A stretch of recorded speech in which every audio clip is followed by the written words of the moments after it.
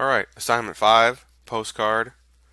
You're going to create a digital collage of a city or state showing places of interest.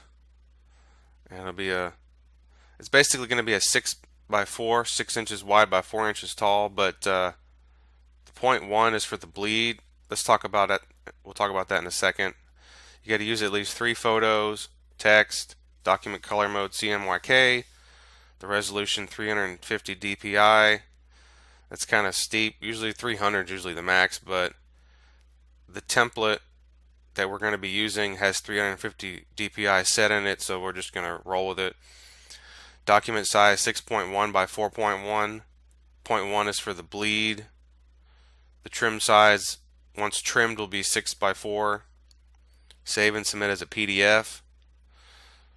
So what I decided to do, instead of submitting these as JPEGs all the time, we're going to pretend that we're getting our file ready to be submitted to gotprint.com. Trying to emulate a real world experience here. So if you go to gotprint, postcard, let's go to a postcard here. 4x6 postcard, popular size. If I click on that, upload your design, because we're designers. Alright, all these options here. If I go to the download templates, 4x6 horizontal, there's a template here. I've already uploaded that to here, this link. So if you click this and open this in Photoshop, this is what you're going to see. Alright, safe zone. All critical elements must be kept inside the blue box. Trimming zone. Please allow 0.1 inches cutting tolerance all around. And then the bleed zone, which is past that. So, little layman's explanation here. This line, magenta looking line, is where it's going to be cut. Okay, so since the machines aren't perfect, the knife might cut a little bit this way, might cut a little bit this way. Regardless, anything that's 100% critical needs to be on this side, and whatever's past this magenta line, you can bet 99% of the time is going to get cut off. So if the picture stopped right on this edge and the knife moved a little bit this way, you're going to see a white sliver of paper. Okay, so that's why the background photo should go all the way this way, and then when it cuts, it's a clean cut to the edge.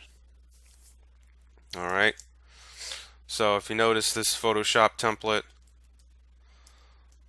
if I go to image size, and switch this to inches, 6.1 inches by 4.1 inches, 350 pixels per inch. It's already in CMYK. So we're going to use this as our template. Obviously, when I go to submit it, I'm going to turn off this layer or just delete it.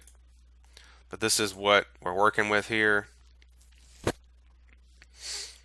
So, create a postcard of a city-state in the United States. It says 4 images. I'll change that back to 3. You only need 3. Use some text to tell of the location. Look at line and other postcards to get an idea of what to use. So I changed it. I made it a little technical here because the reason you want to submit as a PDF is that the background will be sort of flattened, but the text can stay vector. It becomes a file of mixed items, of photos that become restricted to 300 dpi, and then the text, the vector items, become sort of limitless in dpi. I'll show you what I'm talking about once we get to the end. And I was trying to find here under preparing files the different file formats you can submit in. TIFF, EPS, AI, which is Adobe Illustrator, PSD. You can even submit a PSD file, but we're going to do PDF. And if it's funny, down here in PDF, the most preferred file format to be set in pre-press quality. So let's focus on making a PDF here when we're done.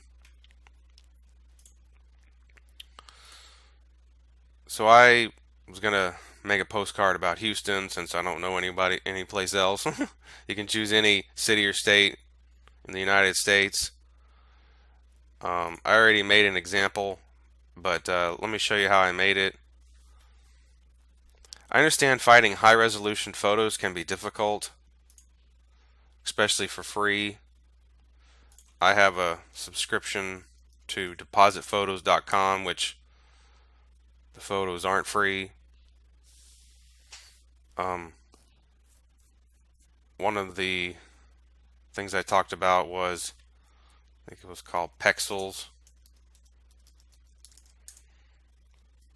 Let's see if there's anything here. Astronaut. Okay, I guess because I was thinking Houston, NASA. I tried to find pictures of the Space Center. They were very boring photos. But a photo of an astronaut was a lot better choice. Maybe we can try this one here. Let's just see if we can try this one. Free download. 860 kilobytes. I don't know if it's going to be big enough. Let me put that in my repertoire. Okay, so how to get the photo in here. Usually what I do is I just open the photo, select all, edit copy, edit paste. Yeah, it's definitely big enough. Alright. Now what I do sometimes with photos is I convert them to smart objects. You might say, well, what's the difference? Why a smart object? Well, let's say I resize this photo down, and now I want to resize it up. Ugh, it's losing. It just lost a whole bunch of quality. Let's go down again. And back up again.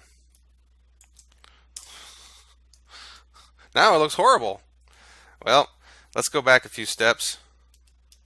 Alright, perfect quality.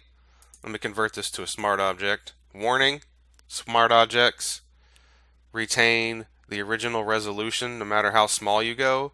It does make your Photoshop document very large in size when you're done. If you have a lot of smart objects with lots of big photos, you will have a very large Photoshop document. But for instance, now let's see if I resize this down to teeny tiny and hit apply, and then I resize it back up. There is no loss in quality. Okay, true, you might not you can't go down and then up past what it's supposed to be. It's like you can't make it give more pixel data. So that's kind of the trick. Like, you pop this photo in, this is as high as it can go without starting to lose quality, but you might not remember that if you're going down and up, down and up. You're not going to be going down and up all day. It's just sometimes when you go down and you're trying to like get this photo in there and you're trying to figure it out. I don't know. I like doing smart objects. Alright, we'll just do something like this. Alright, so I got one photo.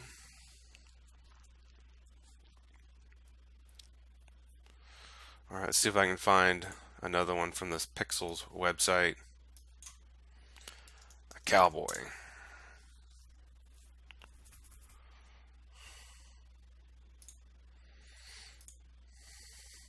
No, not cowboy, a rodeo.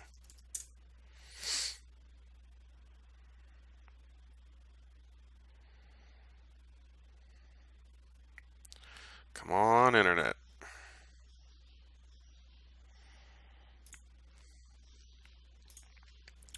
Search. Ugh.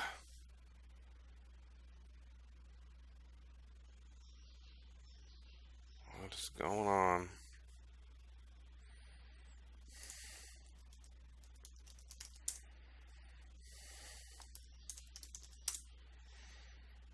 Guess this tab.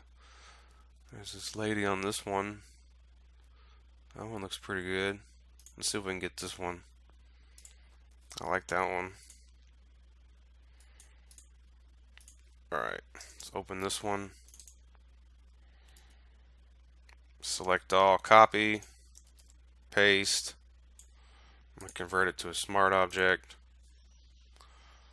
Alright, so next little tip I'm going to do here is I'm going to start with a clipping mask.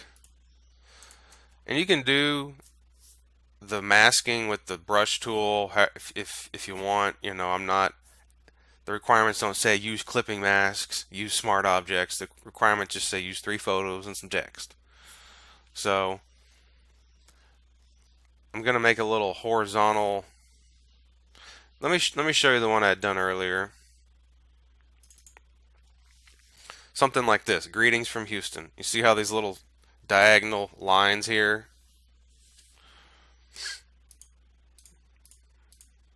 Like this.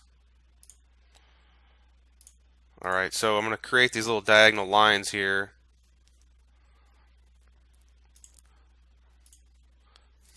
So what I'm going to do is I'm going to get the rectangle tool. Let's see, let's assume this will go in the back there. Alright. How to do this. Like this. Doesn't matter what color it is. I'm going to switch to the direct selection tool. And once again, if this gets too hard, it's fine. Just figure out a mask, paint it, collage it, you know, like the other assignments. This is just one way that I like to do clipping masks with these little straight lines. Alright, so let me go back to this. There we go. I'm going to select these. I'm going to hold shift, click these 2 dots down here, points. These are white, these are selected. And I'm going to hold shift on the keyboard and click my right arrow key. We'll turn a live shape into a regular path. Yes. Alright.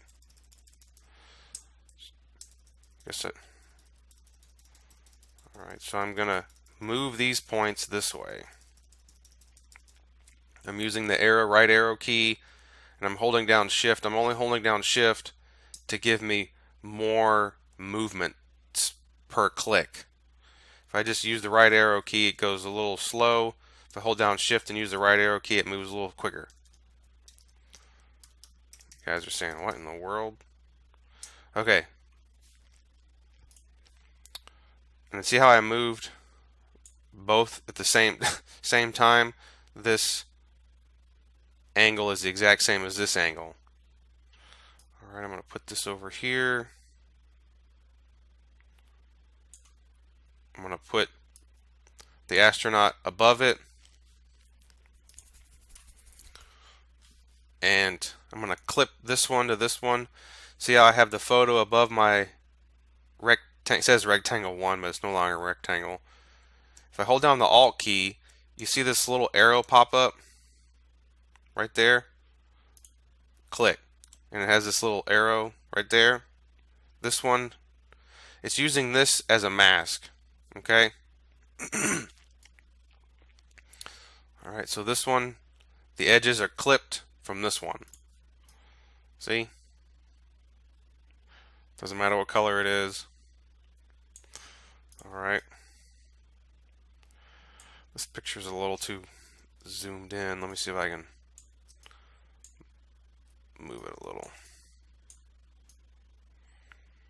Greetings from Houston. Wonder if this symbol is. See, that's the thing. I don't know what this symbol means. Doesn't say NASA or nothing. It could be Russian. Well, we'll just leave it. That's why it's good to pay for photos. Because if you pay, you know you're getting something what you want. Let's just leave it like that. That's fine. Then we have this lady back here. Kind of looks like the horse is coming out of the astronaut's chest. Can we move it up a little? Well, it's fine. We'll move it around a little bit. Tweak it some. Alright, the third photo was a rockets photo. This one was a little hard to find. I find it on chronicle.com or cron.com. I originally looked under Google Images. Let's see. Rockets photos.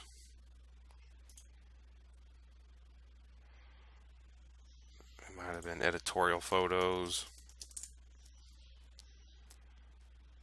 See, these are all watermarked. Deposit photos.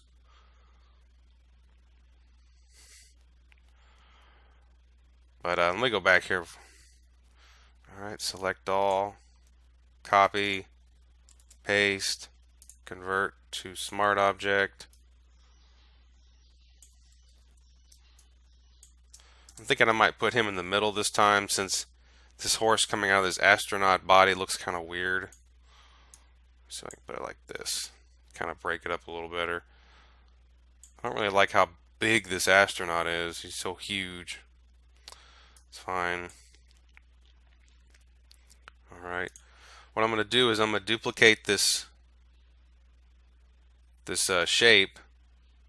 What's weird about it though is once I duplicate it, it unclips the astronaut. So I'm going to have to put this below the rodeo girl, because that's what that's the photo I'm going to use. And I'm going to reclip this astronaut back to this one. I'm going to put him down below. Let's see here. Move this over.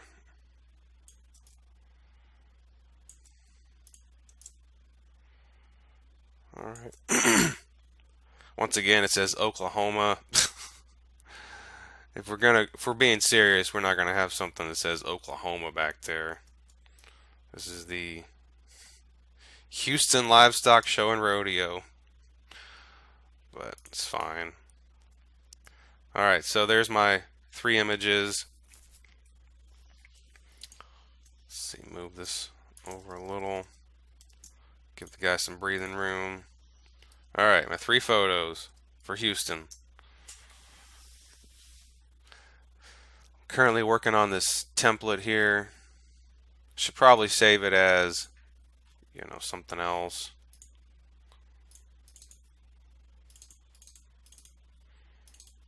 Alright, assignment 5.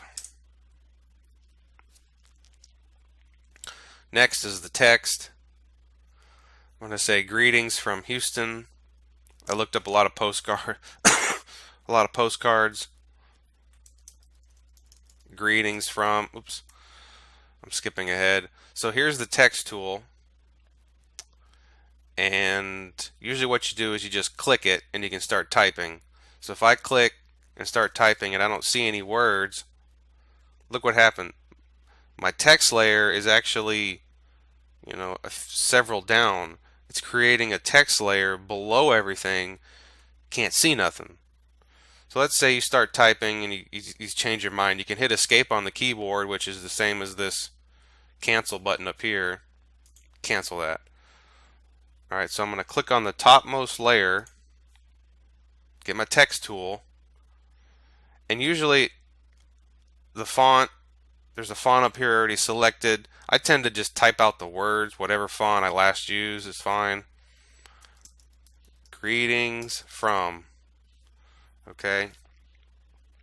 Once you're done typing it, I usually always go to the move tool. Alright, now I don't want to use this font. And you can you can make it bigger by choosing a larger font size. I tend to use free transform. Control T. Trusty old Control T. So if I go Control T, Shift resize, there it is. enter. Greetings from. I noticed a lot of postcards had greetings from, and then the area the greetings from tend to be in a script font. I had a font installed called Hangbird. You guys probably won't have that one. But if you're paying for the Adobe set with Photoshop, I'm pretty sure it comes with Typekit. And Typekit is pretty cool. Typekit, all you gotta do is sign in. Let's look up a font. Let's look up some sort of script font. Let's just do this.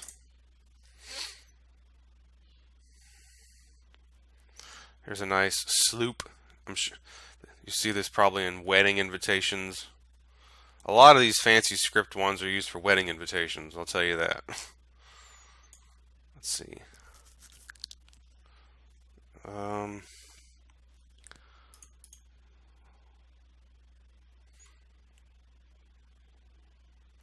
What's a nice greetings from? I guess we'll just pick one to move along this thing. Let's try this one. Alright. Activate font. Sign in. And you should have Adobe Cloud running in the background already. Here it is. It'll tell you what fonts you have already installed through Typekit right here. Come on, sign in. Alright. Font activation successful. Woohoo! Alright, let's see if it shows up here. There it is, Scriptorama Trade Show.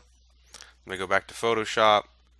Now it should install the font without having to restart Photoshop. In the past, in fact, I think if you install a system font, you might have to restart Photoshop. Maybe that's, it used to be like that. I think they changed it to where you don't have to restart every time you install a font. So let's find Scriptoma. There it is. Let's just keep it for this example. There we go. Greetings from. It looks a little cartoonish if you ask me, but let's just roll with it. It's fine. Greetings from.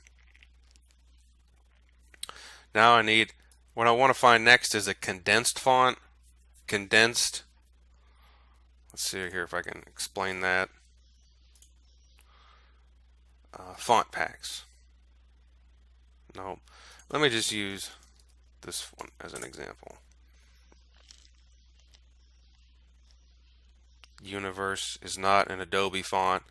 Well, Typekit only has Adobe fonts, not all the fonts in the entire world.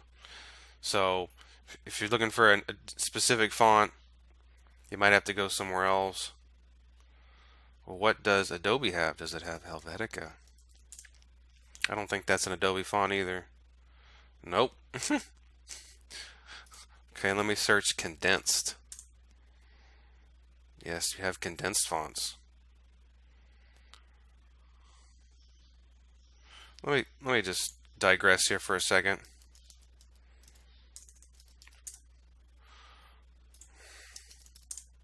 Alright, so this is a font. Where is the Universe font? Because font families, let's say Universe is a font type and has a font family of many different styles. And look at all these styles. 45 light, 55 Roman, 65 bold, 75 black, 85 extra black, 39 thin ultra condensed, light ultra condensed. So see all these different options you get. Now some of y'all might say, well, just stretch the font, you know, just go over here and stretch it. Now you are no longer a professional designer. Just kidding. People do that all the time, but don't ever do that, please. If you need a extended font, get an extended font, because this one was designed specifically to be extended. All the areas are proportionally designed to be extended. Someone sat down and designed this font style to have condensed options, extended options, regular options, bold options.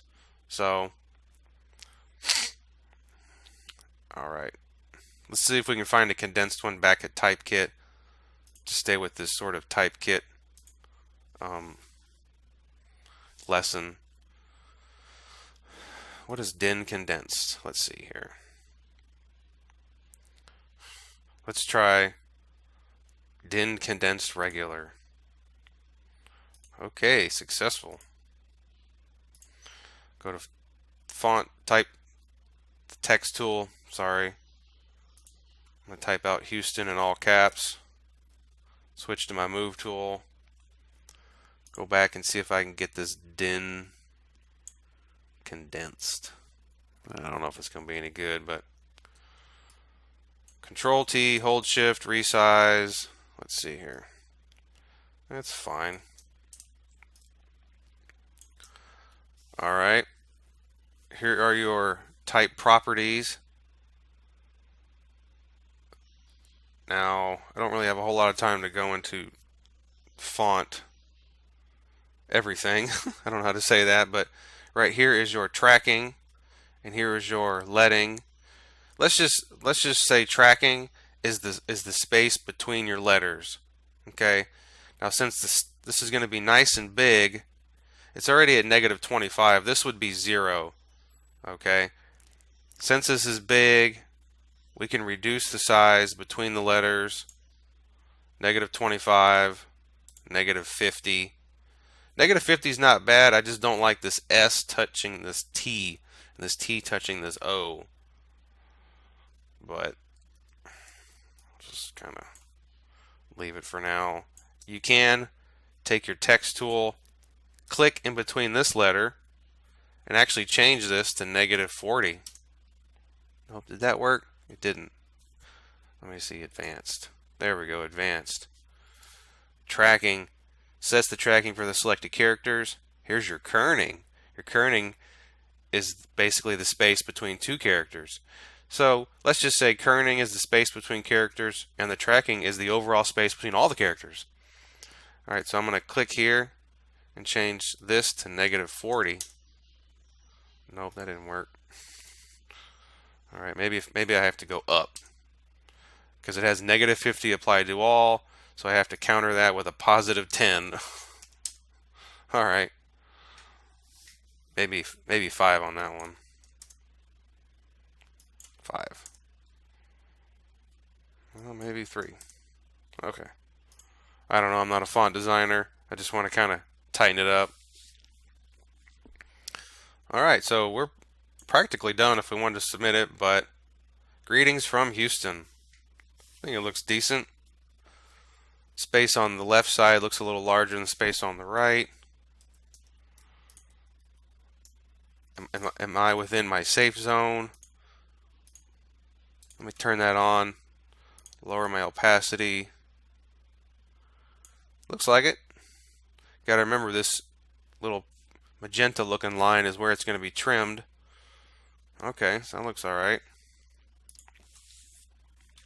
Now, if you wanted to stretch the text like I showed you earlier, you can do, let's do edit transform. I'm on the text layer, and is it skew? Alright. There we go. I went to skew. I'm stretching this corner up. I guess the only reason I'm skewing the text is to kind of go with this sort of diagonal design I got going on here.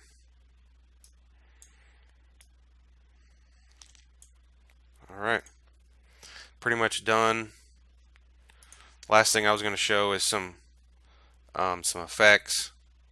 Because usually, you know, you got white text on white background. You can put a drop shadow. Hold on, let me make sure I'm in my safe area. It's a little closer over here than it is over there. So these are Down here you have your layer styles. It says the word effects, but these are your layer style. Excuse me, your layer styles. Word of caution: do not go crazy with layer styles, please. I don't know how to say it nicely, but you can usually spot an amateur Photoshop guy because he has every effect applied, every layer style applied. For some reason, he thinks popping. I say he or she just lays down every layer effect, layer style, whatever you want to call it. No, this doesn't make good design. You just use it sparingly when you need it. So I'm going to use a little bit of a drop shadow on this text. Click on drop shadow. All right, and here's all your drop shadow options. They're not by let's see here. Usually you can change the light direction, opacity for the drop shadow. Just show you what these do: distance, spread, size. So if you wanted a hard drop shadow, size is 0. So you can mess with these options, kind of see what you like. I try to use the drop shadow just enough to get away with it. Doesn't have to be crazy. Just enough where you don't even know it's on. Same with the greetings from. Drop shadow. Make the size a little lower there. There we go. Greetings from Houston. Ta-da. I don't really like, it's close to his chin. Let's see if I can move that up some. Ooh, yeah, there we go. And you can see the rockets right there under the S. Alright, this lady's hat. Are we okay with that getting trimmed a little? Okay, for the sake of time, let's save this. Now to save it as a PDF, I tried to write out some detailed instructions.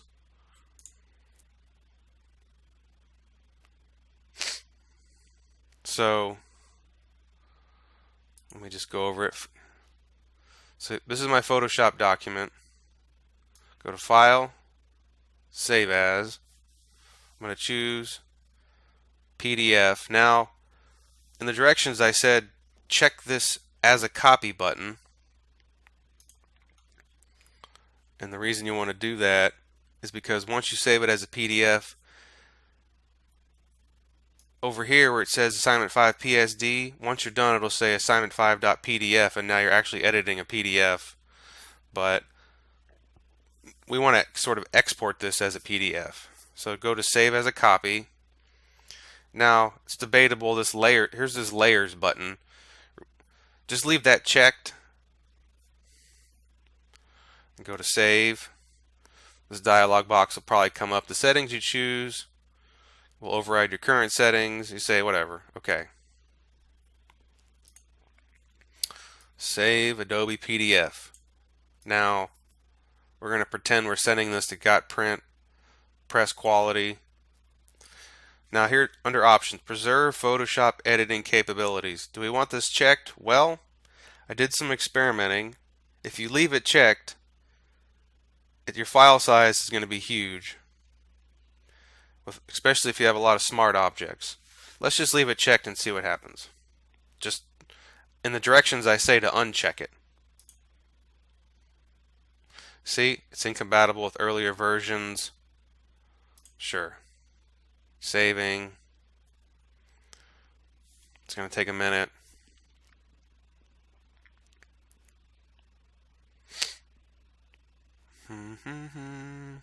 Alright.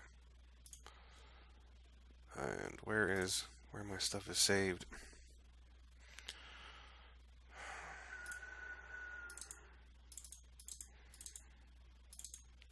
Alright, so 128 megabytes. That's a little large. Let's try again. File, save as, PDF, assignment 5, as a copy, assignment 5, Replace, yes. Okay. Uncheck, preserve Photoshop editing capabilities. It's going to say modified. Alright. Done. 6.94 megabytes. So from 128 to 6.94. If you're not conscious about file size, you're going to have to upload this to gotprint.com. It'll probably take a little longer than normal at 128. Will Gotprint complain? I don't know. Maybe. Maybe not. What about if you had to email this to a client? Yeah, 128's big. But, is it forgivable? Sure. It's not a big deal. Just trying to help you guys optimize your files. Okay, now, when I open this PDF, take a look here. If I zoom in, you start to see the pixels, right? Okay. You start to see the pixels. Let's go down to the text. Ooh, the text is nice and sharp. The text has remained sort of a vector format. Okay, so the text will print very nice and sharp. Doesn't have a resolution, so to speak. Okay, that's what we want. And since we didn't preserve Photoshop editing capabilities, let's try to open this back up into Photoshop. See what happens here.